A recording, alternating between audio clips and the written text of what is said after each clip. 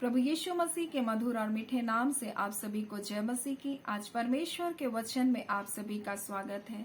परमेश्वर पिता आज अपने वचनों के द्वारा आप सबको बहुत ऐसे आशीष को दे। पिता परमेश्वर आज अपने वचनों के द्वारा आपसे बोले और बातचीत करें। आज हम लोग देखेंगे इब्रानी 8 अध्याय उसका 13। नई वाचा की स्थापना से उसने यानी यीशु मसीह ने प्रथम वाचा को पुरानी ठहरा दिया, और जो वस्तु पुरानी और जीर्ण हो जाती है उनका मिट जाना अनिवार्य है। और यहाँ यीशु मसीह ने नई वाचा को स्थापित किया। और परमेश्वर का वचन हमें इस प्रकार से कहता है, लूका 22 अध्याय में जो हमको मिलता है उसका 20 में, इसी रीति से उसने भोजन के बाद कटोरा भी यह कहते हुए दिया, यह कटोरा मेरे उस लहू में जो तुम्हारे लिए बहाया जाता है नई वाचा है। और जिस दिन यीशु मसीह ने इस बात को कहा वो फसह का पर्व था। और जो हमको मिलता है जब हम लोग मरकुस में पढ़ते हैं तो इस प्रकार से लिखा है, और जब वे खा रहे थे यानी फसह खा रहे थे, और उसने रोटी ली और आशीष मांग कर तोड़ी और चेलों से कहा कि लो यह मेरी देह है। फिर उसने कटोरा लेकर धन्यवाद दिया और उन्हें दिया, और उन सब ने उनमें से पिया। और उसने कहा, यह वाचा का मेरा वह लहू है जो बहुतों के लिए बहाया जाता है। और ये फसह के पर्व के दिन यानी जी पुरानी वाचा जिस दिन लागू की गई लहू की वाचा थी। और यहाँ पर वहां मेमना बलिदान किया गया था। और परमेश्वर ने उनको फसह का पर्व मनाने के लिए कहा जब इजरायली मिस्र की गुलामी में थे, दासत्व में थे। और मिस्र किस बात को दिखाता है? मिस्र संसार को दिखाता है, मिस्र अनैतिक कार्य को दिखाता है, मिस्र जादू टोना को दिखाता है, मिस्र वहां के गुलामी को, उनके दुख को देखता है, उनकी प्रताड़नाओं को दिखाता है। और मिस्र तो ऐसा जगह था जहाँ इजरायली कहरा रहे थे, वहां आहे भर रहे थे। और परमेश्वर ने उनके कहराने को सुन करके मूसा को खड़ा किया।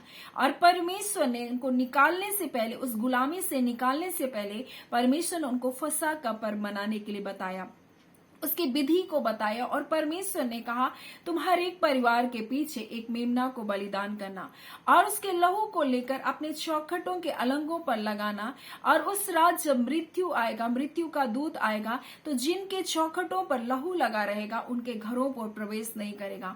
और इस प्रकार से हम देखते हैं उस रात बड़ा हाहाकार मचा।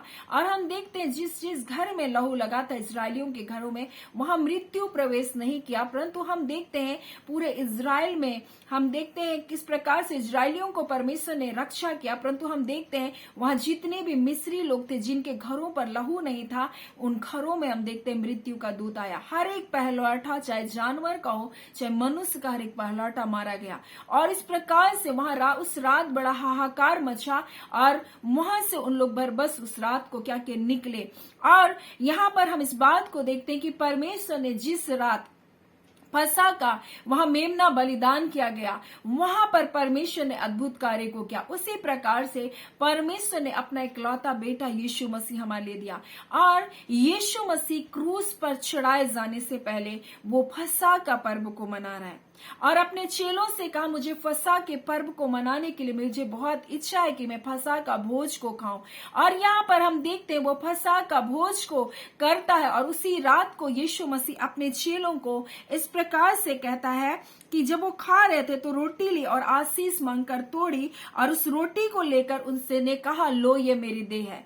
मेरे प्रियो, परमेश्वर का वचन कहता है पहला कुरिन्ती 10 उसका 16 उसका 17 में, रोटी जिसे हम तोड़ते हैं क्या वह मसीह की देह नहीं है? और ये प्रभु भोज के बारे में बताया जा रहा है कि रोटी जिसे हम तोड़ते हैं क्या वो मसीह की देह नहीं है जिसकी हम सहभागिता रखते हैं। इसलिए एक ही रोटी है और एक ही रोटी में से उसको दिया गया। जिस प्रकार से हम सब भी अलग अलग तो हैं, परंतु हम एक रोटी के क्या है भागीदारी बने, यानी हम एक देह के भागीदारी बने, हम मसीह के अंग बनाए गए। और इसी बात को यीशु मसीह हमारे लिए कह रहा है। और वो कह रहा है, उसने रोटी ली और कहा लो यह मेरी देह, और उसी रीति से कटोरा लेकर धन्यवाद किया और उन्हें दिया, और उन सब ने पिया। और उसने कहा यह वाचा का मेरा वह लहू है जो बहुतों के लिए बहाया जाता है। और उसने हमारे लिए वो मेमना बनकर आया, और उसने पुराने को खत्म करके नए को अपने आप को स्थापित किया, और वो एक ही बार हमारे लिए बलिदान किया गया। इसलिए जब हम परमेश्वर के वचन को पढ़ते इब्रानी 10 उसका 12 में, परंतु वह व्यक्ति तो पापों के बदले एक ही बलिदान सर्वदा के लिए चढ़ाकर परमेश्वर के दाहिनी ओर बैठा है।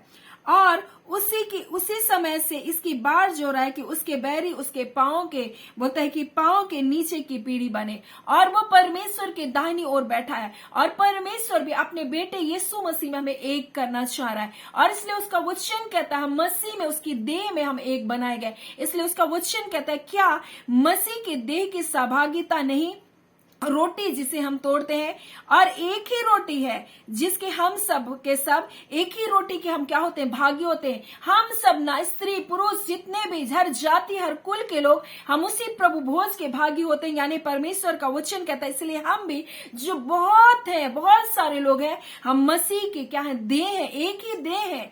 एक रोटी के द्वारा जब हम यीशु मसीह इस बात को बता रहे, लो यह मेरी देह है, और उसने रोटी लिया और हर एक लोगों को दिया, उसी प्रकार से हम जो पृथ्वी भर में पाए जाते हैं मसीह के प्रभु भोज को लेते हैं, उसका अर्थ ये होता है कि हम मसीह की देह हैं, हम उसके देह के अंग है, परमेश्वर का वचन कहता है। और इसलिए कहता है परमेश्वर का वचन कि उसने ये वाचा का वो मेरा लहू है जो बहुतों के लिए बहाया जाता है, यानी उसके लहू के द्वारा हम जो परमेश्वर से दूर थे, परमेश्वर का वचन कहता है हम उसके लहू के द्वारा हमारा क्या किया गया, मेल मिलाप किया गया। इसलिए हम लोग जो मसीह से अलग थे और इजराइल की प्रजा के पद से अलग किए हुए थे, प्रतिज्ञा और वाचाओं के हम भागी नहीं थे, हम जगत में आशाहीन और ईश्वर रहित थे। हम जगत में आशाहीन थे और ईश्वर रहे थे, और हम प्रतिज्ञा और वाचाओं के हम भागीदारी नहीं थे, परंतु अब मसीह यीशु में तुम जो पहले दूर थे, मसीह के लहू के द्वारा हम क्या हो गए, निकट आ गए। और इसलिए यीशु मसीह कहता है लो ये क्या है, वाचा का वो नई वाचा का वो लहू है जो तुम्हारे लिए बहाया जाता है। हम जो दूर थे मसीह में निकट आ गए, हम जो परमेश्वर से दूर थे, और परमेश्वर का वचन कहता वही हमारा मेल है। उसने हमें परमेश्वर से हमारा मेल किया, और शरीर पर उसने बैर को क्या कर दिया, नाश कर दिया, अर्थात वह व्यवस्था जिसकी आज्ञा विधियों की रीति पर थी, उसने क्या कर दिया, मिटा दिया। इसलिए परमेश्वर का वचन कहता है विधि का वो लेख जो हमारे नाम पर और हमारे विरोध में लिखा गया, यानी किस प्रकार से लिखा गया। विधि क्या थी, बलिदान चढ़ाना था। विधि क्या था, हमें परमेश्वर को वो व्यवस्था जो आज्ञा की रीति पर और विश्वास पर और हम बलिदान विधि पर आधारित था, यीशु ने शरीर में बैर को, अर्थात व्यवस्था जिसकी आज्ञा विधियों की रीति पर था, उसने क्या कर दिया, मिटा दिया। उसने स्वयं हमारे लिए बलिदान बना। हमें अभी बकरों और मेमनों के लहू की जरूरत नहीं है। परमेश्वर का वचन कहता तुम्हारा छुटकारा मेमने और बकरों के लहू के द्वारा नहीं, क्योंकि यह अनहोना था कि बैलों और बकरों के लहू के द्वारा हमारे पाप दूर हो सकते थे। इसलिए यीशु मसीह कहता वो हमारे लिए सिद्ध बलिदान बनकर आया। इसलिए परमेश्वर का वचन कहता है क्योंकि व्यवस्था जिसमें आने वाली अच्छी वस्तुओं का प्रतिबिंब है, परंतु उसका असली स्वरूप नहीं था, इसलिए उसने एक ही प्रकार के बलिदान के द्वारा जो प्रतिवर्ष अचूक चढ़ाए जाते थे, यानी हर साल फसह का पर्व मनाया जाता था, और वह बार बार मेमने का बलिदान किया जाता था, और बकरे और बैलों और बकरों के लहू से पाप दूर नहीं हो सकते थे।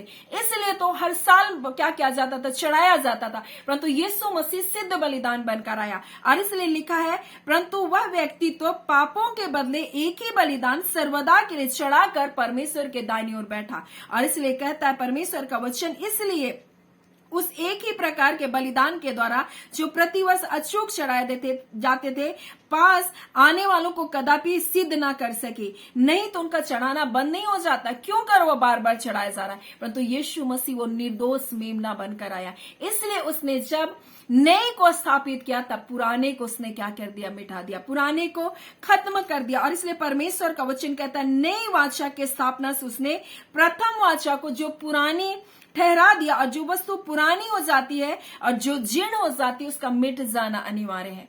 क्योंकि परमेश्वर का वचन कहता है क्योंकि यह अनहोना था कि बैलों और बकरों के लहू के द्वारा पाप दूर हो सकते, इसलिए यीशु मसीह हमारे लिए सिद्ध बलिदान बनकर आया, और उसने एक ही बार में अपने एक ही बलिदान के द्वारा, और लिखा वह व्यक्ति तो पापों के बदले एक ही बलिदान के द्वारा सर्वदा के लिए चढ़ाकर परमेश्वर के दाहिनी ओर बैठ गया। और परमेश्वर का वचन इस प्रकार से कहता है मैं उनके पापों को फिर स्मरण नहीं करूंगा। लिखा, मैं उनके पापों को और उनके अधर्मों को फिर स्मरण ना करूंगा।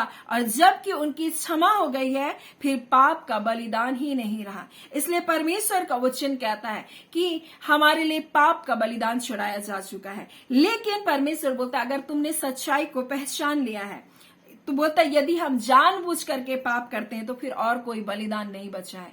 हम जानबूझकर, जब हमारे लिए प्रभु यीशु मसीह हमारे लिए बलिदान हो गया, हम जानबूझकर बार बार ढिठाई से हम पाप करें तो फिर और कोई बलिदान नहीं। और यीशु मसीह वही सिद्ध बलिदान बनकर हमारे लिए आया।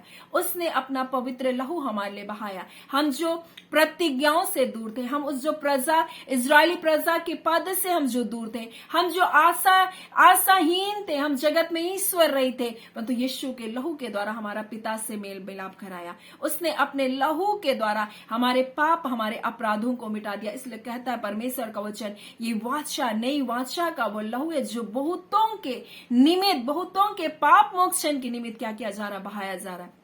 और एक ही बार उसने अपना लहू को बहाकर हमें पापों से और अधर्म से, और बोलता है कि हमें छुड़ा लिया। और वो हमारे पापों को फिर बोलता है कि इस प्रकार से लिखा, और मैं उनके पापों को और उनके अधर्म के कामों को फिर स्मरण नहीं करूंगा। और जबकि पाप की क्षमा हो गई तो फिर पाप का और कोई बलिदान नहीं बचा है, बोल रहा है। और यीशु मसीह इसलिए हमारे लिए वो निर्दोष निष्कलंक मेमना बनकर आया और उसने अपना लहू को हमारे लिए बहाया। और इसलिए उसने प्रभु भोज के स्थापना की, ताकि हम सब जो दूर हैं मसीह यीशु में हम एक हो जाएं। इसलिए उसका वचन पहला कुरिन्ती 10 उसका 16 और 17 में कहता है, रोटी जिसे हम तोड़ते हैं, क्या वह मसीह की देह की सहभागिता नहीं? हम सहभागिता को रखते हैं मसीह की देह में। और इसलिए उसका वचन कहता है, या कटोरा मेरे लहू में नहीं वाचा, और जब कभी तुम इसे पियो मेरे स्मरण के लिए यही करना।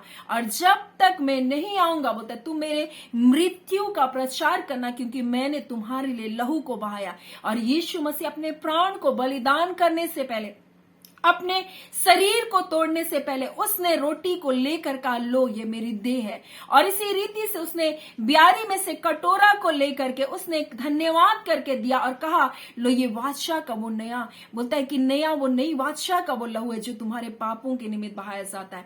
और परमेश्वर ने इस बात को हमारे लिए दिया कि हमारे लिए मेमना बलिदान किया गया। जिस प्रकार से वो अंधकार के वश से छूटे, मिस्र की गुलामी से छूटे, उसी प्रकार से परमेश्वर अपने बेटे यीशु मसीह के लहू के द्वारा हमें पाप, हमें अंधकार, हमें हर प्रकार के अंधकार की शक्तियों से उसके लहू के द्वारा हमें छुटकारा देता है। और इसी प्रकार से जब हम विश्वास के द्वारा प्रभु भोज को लेते हैं, हमारे जीवन में शैतान के हर एक फंदे, हर प्रकार के अंधकार का कार्य हमारे जीवन में टूटता है। इसलिए परमेश्वर का वचन कहता है, जबकि लड़के मांस और लहू के भागीदारी है, तो उन्होंने उसके द्वारा शैतान के कामों को क्या कर दिया, निकम्मा कर दिया। वो यीशु के लहू के द्वारा शैतान के सारे कार्य क्या किया जाता है, निकम्मा किया जाता है। इसलिए यीशु मसीह या अपने चेलों को इस प्रकार से फसह के पर्व के दिन में इस प्रकार से वो कह रहा है कि लो रोटी देकर कह रहा है, लो ये मेरी देह है। और उसी प्रकार से ब्यारी का कटोरा को लेकर ये भी कह रहा है, धन्यवाद के साथ उसमें धन्यवाद करके कह रहा है, ये वाचा का वो नई वाचा का वो लहू है जो तुम्हारे बहुतों के लिए क्या किया जा रहा है, बहाया जा रहा है, बहुतों के पाप मोक्षण के लिए बहाया जा रहा है। और हम उसके लहू के द्वारा, हम जो दूर थे, हम आशाहीन थे, हम जगत में ईश्वर रहे थे, उसके लहू के द्वारा तो हम परमेश्वर से मेल मिलाप हो गया। उसी लहू के द्वारा तो हम पापों और अपराधों से हम छूट गए। उसी के लहू के द्वारा तो हमारा परमेश्वर के साथ एक संबंध को स्थापित किया। और यही बात यीशु मसीह हर जगह जहां वाचा को लागू कर रहा था, प्रतिज्ञा को दे रहा था, इस वाचा को लागू करने के पीछे परमेश्वर का मकसद था कि हम परमेश्वर के साथ मेल मिलाप करें, क्योंकि परमेश्वर हमसे संगति करना चाहता था, परमेश्वर हमारे साथ रहना चाहता था। परमेश्वर का वचन कहता है, पाप पहले मुर्दा था, लेकिन आज्ञा जहां आ गई वहां आज्ञा का लाभ उठाकर मनुष्य के अंदर उसने लोभ को उत्पन्न किया। और जब लोभ उत्पन्न किया, मनुष्य ने आज्ञा को तोड़ा, और जब आज्ञा जो हमारे लिए जीवन थी, हमारे लिए मृत्यु का कारण बन गई। और इसलिए परमेश्वर का वचन हमसे कहता है, परंतु यीशु मसीह ने हमारे आज्ञा पालन किया। एक व्यक्ति आज्ञा उल्लंघन करने के कारण सारे मनुष्य जाति में पाप आया, वैसी एक व्यक्ति जो यीशु मसीह आज्ञा पालन करने के द्वारा हमारे लिए वो जीवन का कारण हो गया, हमारे लिए वो बचाने का कारण हो गया। क्योंकि परमेश्वर का वचन इस प्रकार से कहता है, जो कोई बोलता है कि सारी व्यवस्था का पालन करता है और एक बात में चूक जाता है, वो सब बातों में पापी ठहरता है। परंतु यीशु मसीह के द्वारा हम सब धर्मी ठहराए गए। अब हमारे लिए और कोई बलिदान नहीं बचा, क्योंकि व्यवस्था में बलिदान चढ़ाया जाता था और व्यवस्था में आज्ञा पालन करना था, और जैसे ही कोई एक भी बात में चूक जाता था वो पापी ठहरता था। परंतु यीशु मसीह हमारे लिए आज्ञा पालन किया, उसने हमारे लिए आज्ञाकारी हुआ, उसने व्यवस्था को पूरा किया और व्यवस्था के अधीनों को क्या करे, छुड़ा ले। उसने हमें छुटकारा को दिया अपने लहू के द्वारा और हमें परमेश्वर का निज संतान हमको बना लिया। सो परमेश्वर पिता आज अपने वचन के द्वारा हमें नई वाचा के बारे में बता रहा है।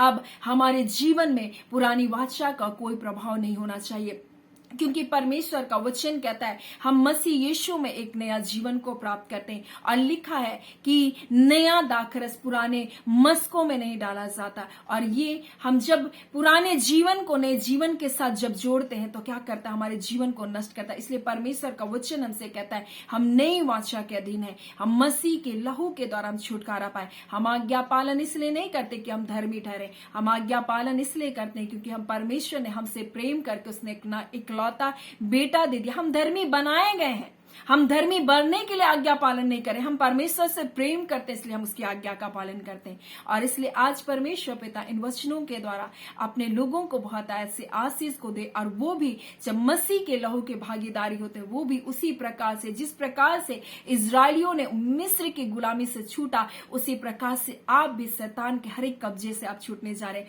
जब उसके बेटे यीशु मसीह को आप स्वीकार करते हैं, जब आप उसको अपना उद्धारकर्ता करके स्वीकार करते हैं, उसके मांस उसके लहू को यानी उस प्रभु भोज उस बियारी के आप भागीदारी होते हैं। जिस प्रकार से यीशु रोटी देकर कहा कि ये मेरी देह है, और जिस प्रकार से उसने बियारी के पीछे वो कटोरा को लेकर कहा कि ये मेरी बादशाह का लहू है, और उसी प्रकार से जब हम प्रभु भोज के भागीदारी होते हैं, अंधकार के सारे बंधन क्या करते हैं, हमारे जीवन से टूटते हैं। क्योंकि परमेश्वर का वचन कहता है जबकि लड़के मांस और लहू के भागीदारी है, उस शैतान के कामों को क्या करते हैं, निकम्मा करते हैं। सो परमेश्वर पिता इन वचनों के द्वारा आप सबको बहुत ऐसे आशीष को दे। आमीन। आइए हम प्रार्थना करें।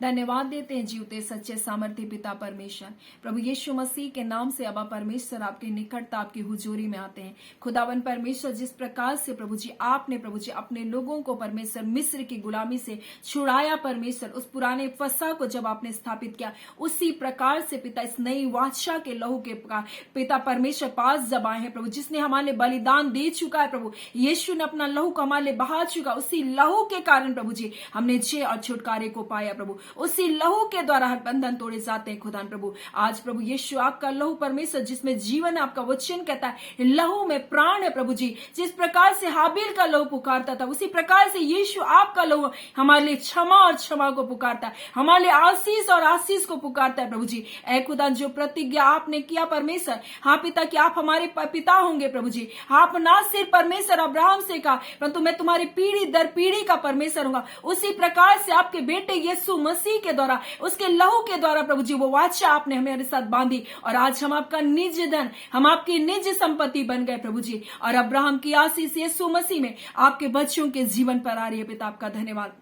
हर एक लोग जो गरीबी के बंधन में पड़े प्रभु जी, कर्ज के बंधन में पड़े, यीशु के नाम से आजादी को पाए। जो बेरोजगारी के बंधन यीशु के नाम से टूटने पाए। ऐ खुदान परमेश्वर, कई बार आर्थिक समस्याओं के कारण शत्रु इन्हें परमेश्वर प्रभु एक दासत्व तो एक गुलामी में बांध कर रखता है प्रभु जी, और ये कहराते हैं और रोते हैं परमेश्वर, परंतु आज सारे बंधन यीशु के नाम से टूटने पाए। खुदान हर निराशा इनके जीवनों को छोड़कर जाने पाए। खुदावन परमेश्वर प्रभु, जो घर से बेघर है पिता, उनका अपना घर होने पाए यीशु के नाम से। ऐ खुदान, जिनका कोई नहीं संसार में प्रभु जी, आप कहते मैं तुमको अकेला, तुमको अनाथ नहीं छोड़ूंगा। ऐ खुदान, आप सच्चा साथी बनकर प्रभु अपने बच्चों को परमेश्वर प्रभु जी, हाँ पिता संभालते हैं प्रभु यीशु। आप कहते हैं प्रभु जी, मैं तुम्हें अब दास नहीं परंतु अब मित्र कहूंगा खुदान। आज पिता परमेश्वर प्रभु जी, अपनी संगति में अपने लोगों को ले लीजिए प्रभु जी, ताकि आपके मधुर संगति में प्रभु जी, हाँ पिता बैठ सके प्रभु जी, आपकी उपस्थिति में बैठने वाले हो सके। ऐ खुदान, आपका धन्यवाद देते हैं जितने लोग रोग दुख बीमारी में यीशु के नाम से चंगे होने पाए।